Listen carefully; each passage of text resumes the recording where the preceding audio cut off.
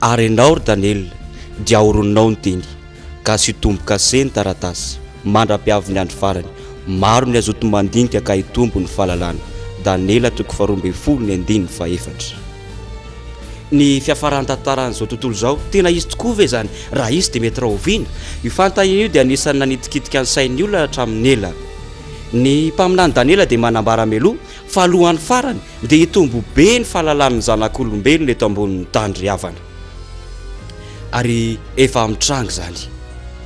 Zareo fotsiny ireny fivoarana eo fomba fifamoivoizana tena mandroso be arak'izay tsy izy mihitsy.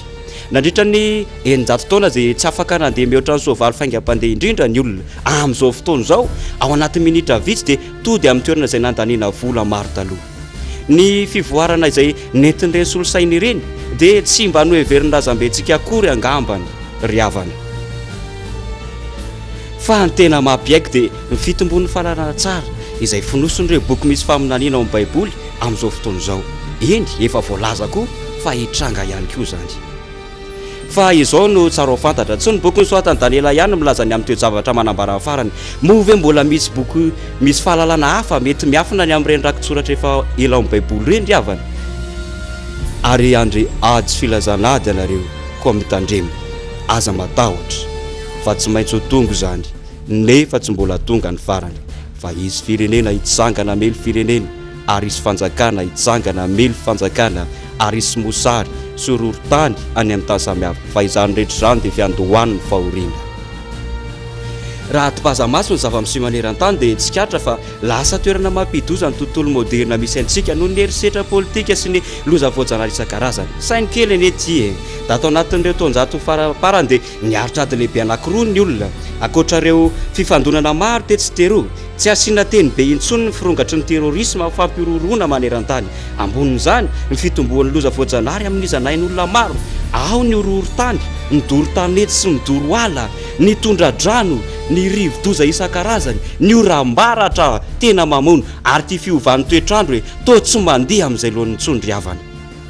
Ny mahagaga dia ny fanambaran'ny apôstôly Jaona fa ny famantarana iray hafa ny amin'ny andro farany ihany koa dia ny fanapitian'ny olona ihany ny planeta izay misy azy. Amin'ny apokalipsy 2:1-2 dia miteny Jaona hoe ho avy ny fotoana izay anapitian'Andriamanitra izay manimba ny tany.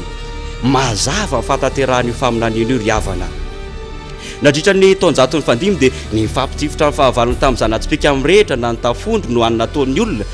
Fa ankehitriny kosa dia manana fediana mampiorokoditra izay mety handringana amin'ny fotoana fohy ny aina eto amin'ity planeta ity ny zanak'olombelona. I Jesosy moa dia efa milaza fa raha hiemotra ny fiheverenany dia tsy hisy nofo ho velona intsony. Nampitandrina Kristy fa tsy maintsy hiatrika ireo loza rehetra ireo isika saingy mbola vo fiandohan'ny farany fotsiny reny. Midika ve zany fa misy zavatra izay ataon'ny olona izay mitarika ho amin'ny fiafaran'ny tany ry havana.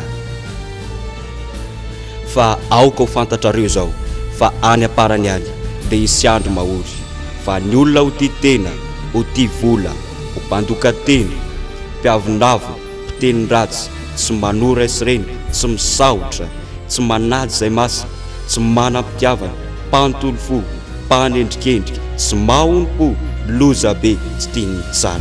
Timoty 2:1-2 tato anatin'ny taona maromaro zay dia samy nanatro maso ary tsy afaka mandahy isika fa tsy mitsahatra amin'ny totongana fomba mahatsiravina ny fitondran-tena amin'ny fiarahamonina moderna. Ireo taranaka fandimy dia toa mihoatra tsy akijanona ny fefin'ny fitondran-tena tsara.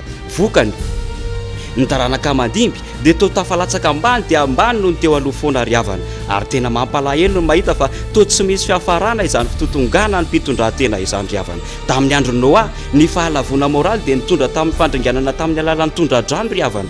Tamin'ny andro Lota ihany koa ny fahavetavetana tao Sodoma sy Gomora dia niafara tamin'ny fanandevonana ny hafa valy an-danitra ireo tanàna roa ireo. Ary tahaka ny tamin'ny andro Lota koa ny hinana izy, ny sotro izy, ny vidy izy, ny varotra izy, namboly izy, nanao trano izy. Fa tamin'ny andro izay nivoahan'ny Lota tao Sodoma dia nisy afo sy ny farany lasaka avy tany an-danitra ka nandringana azy rehetra. Dia ho tahaka izany ihany koa amin'ny andro isehon'ny zanak'olona. Lioka 7:7-20. lasan'saina amin'izao fotoana irantsika izao ry havana. Ity fitotongana ny fitondratena sy ny fahavetavetana maro samihafa ity ve mety antso ny fianjeran'ny fitsarana avy any an-danitra indray ry havana, mampifandrindran-dalana faratsintoetra eo amin'ny fiarahamonina dia mampitandrina amin'ny baiboly fa ny aparany ihany dia irongatra izay tsisy ny filalaovanangatra ry havana. Fa mifanahy milaza ny marina fa amin'ny andro aoriana dia hiemotra ny finoana ny sasany manaiky fanahy mamitaka sy ny fampianarany demonia. Timoty voalohany toko faha 4:1.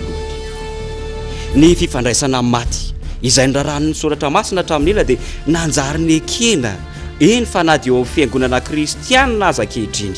Tena kafizin'ny olona maro indrindra ny tanora ireo fandaran'ny fahitalavitra sy ny orona tsary mosavy sy loha-hevitra maneho fifandraisana amin'ny fanahy ratsy na ny hery-tsy-hita maso ry havana. Na dia mitombo tsy mitsahatra aza ireo zavatra mampalahelo tery aloha ireo dia mampianatra amin'ny baiboly fa eo amin'izay avoasan'ny fahotana dia mihoatra lavitra noho izany koa ny fahasoavana. Anisan'ny zavatra mahavelom-bolo famantarana ny andro farany dia ny teny fikasana nataon'i Jesosy hoe aloha kely ny fiverenana dia ho voatory amin'izao tontolo izao ny vaovao mahafaly. Ary ho toriana amin'izao tontolo izao ny filazany tsara ny fanjakany ity ho vavolombelona ny firenena rehetra dia vao ho tonga ny farany. Mateo 7:7. Raha no heverina ho sarotra ny anatanteraka fitoriana filazantsara ho an'vazantany efatra teo aloha, ankehitriny dia efa zavatra efa vita haingana izany amin'ny alalan'ny misionera, ny boky, ny kasety, ny fampiasana zanabolana, ny internet dia mihafaingana ny fanapahariana maneran-tany ny vaovao mahafaly. Ny afatry ny famonjena dia mbola tsy voaparitaka toy ny misy ankehitriny ry havana.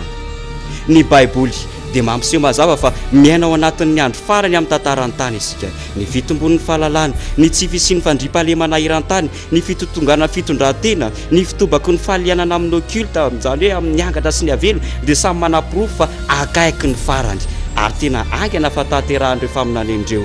Ary ambonin'izany dia mbola mampitandrina koa ny baiboly fa ny fifanindrina ny herin'ny tsara sy ny ratsy dia hitondra izao tontolo izao eo amin'ilay anjatsoina hoe adin'ny ara-magedona ry havana. Ary ho avy tsy ho ela izany fotoana izany izay andasaka an'izao tontolo izao anatin'ny trangan-dravatra mahatsiravina izay mbola tsy nisy atratraina tany ny tany. Fa amin'izany andro izany dia hisy fahoriana lehibe izay tsy mbola nisy toazy hatratrany andohan'izao tontolo izao ka mandraka ankehitriny sady tsy hisy intsony. Loza inona ireo ny trangany amin'izany krizy faran'izany ary raha oviana izy io ny hipoaka mety itony aza fampiorona itony ve? Sa olana ara-ekônomika maneran-tany mety horohoro-tany ve? Sa irony vato be mendaka avy eny amin'ny planeta hafa ka menjery ety amin'ny tany itony? Sa kosa loza voajanahary tsy fantatra anarana? Azo atao koa ny mieritreritra hoe loza simika na pesta biolojika mamono olona marobe ry havana. Na ny fitambaran'ireo loza sy atambo rehetra ireo tsy milaza mivantana any amin'ireo trangan-davatra manokana ireo ny baiboly, saingy lazainy tsara kosa ireo toe-javatra iseho manaraka an'izany. Amin'ny fizarana manaraka dia hianatra misimisy ny amin'ireo famantarana amin'ny farandreo isika izay tena mahagaga ary manohana satria mety tsy nampozy ny akamaroan'ny kristianina maro.